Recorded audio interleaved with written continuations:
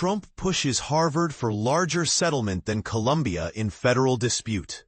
When it comes to high-stakes negotiations between powerful institutions and the federal government, few stories catch your attention quite like the ongoing battle between Harvard University and the Trump administration. At the heart of this clash is not just money, but a broader ideological struggle that could reshape higher education in America. And here's where things get particularly contentious.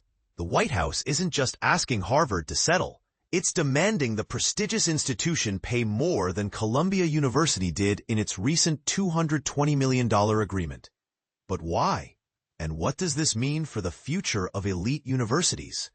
According to sources familiar with the discussions, President Donald Trump himself has taken a direct role in these negotiations, insisting that Harvard fork over a sum exceeding Columbia's settlement. This push reflects Trump's belief that holding Harvard accountable sets a stronger example due to his long-standing criticisms of the university.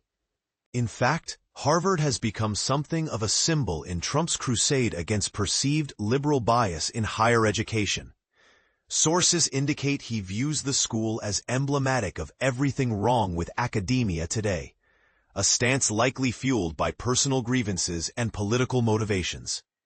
Harvard finds itself caught in an increasingly complex web.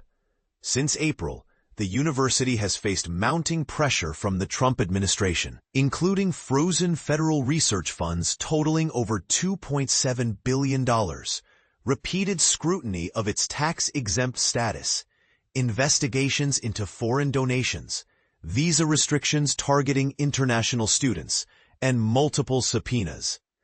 All this while grappling with accusations of failing to adequately address anti-Semitism on campus, a charge formally levied by the U.S. Department of Education in late June.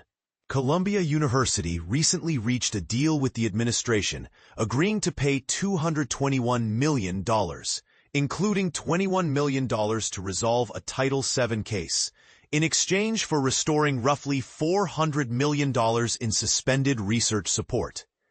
That deal came with strings attached, such as adopting a federally endorsed definition of anti-Semitism, rolling back diversity initiatives deemed unlawful by the White House, revising curricula related to the Middle East, and implementing stricter vetting processes for international students.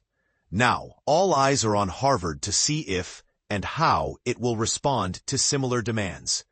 While details remain murky, insiders suggest that Harvard and the White House have exchanged several offers over recent weeks.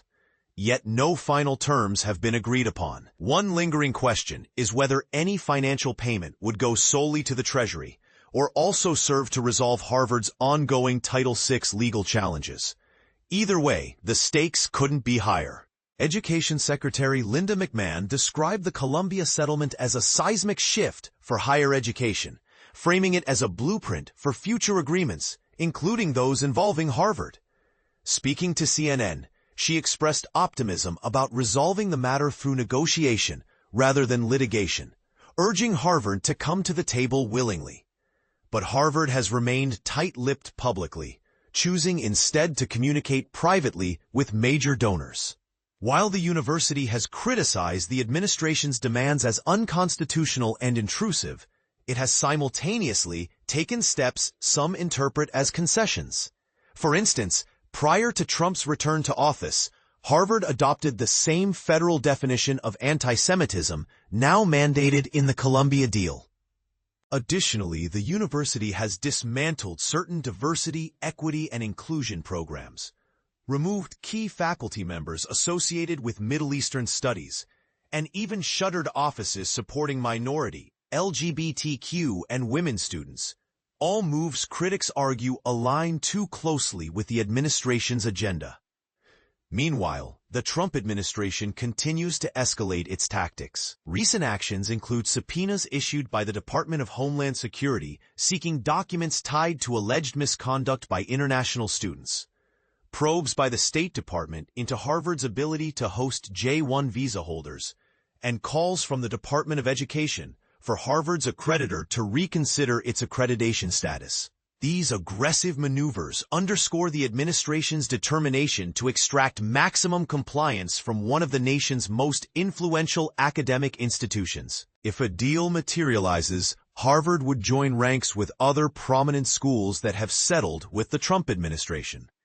Before Columbia, the University of Pennsylvania restored its federal funding by agreeing to bar transgender women athletes from competing in women's sports and removing records held by Leah Thomas, a celebrated transgender swimmer.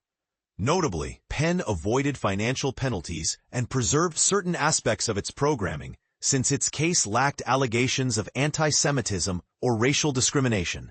Still, uncertainty looms large. Any resolution hinges partly on the outcome of Harvard's lawsuit challenging the suspension of federal grants and contracts. During a hearing earlier this week, U.S. District Judge Allison D. Burroughs appeared skeptical of the administration's justification for cutting off funding. However, she has yet to issue a ruling, leaving the situation unresolved. Harvard has requested a decision by September 3rd, the deadline set by the White House to fulfill financial obligations tied to canceled grants. But whether a settlement emerges before then remains anyone's guess. So, what do you think? Is the Trump administration justified in pushing Harvard to pay more than Columbia? Or does this represent an overreach of executive power? Should Harvard resist further concessions, or is compromise inevitable given the circumstances? Share your thoughts below. We'd love to hear where you stand on this hot-button issue. The Columbia Shakedown: What Trump's Deal Means for Higher Education. Here's a bold statement. Republicans might soon regret their silence on Trump's heavy-handed tactics against Columbia University. But here's where it gets controversial. While some see this as a victory for accountability, others view it as a dangerous precedent that undermines academic freedom and the rule of law. Let's dive in. On Wednesday, Columbia University reached a deal with the Trump administration to unfreeze hundreds of millions of dollars in research funding that had been unlawfully withheld. The agreement, however, comes at a steep price. Columbia will pay a $200 million fine to the federal government and an additional $21 million to settle employment discrimination claims. More alarmingly, the university has agreed to notify the Department of Homeland Security whenever an international student faces expulsion, suspension, or even arrest. It will also dismantle its diversity, equity, and inclusion (DEI) initiatives and allow an intrusive review of its Middle Eastern Studies program. And this is the part most people miss. This isn't just about Columbia. It's a blueprint.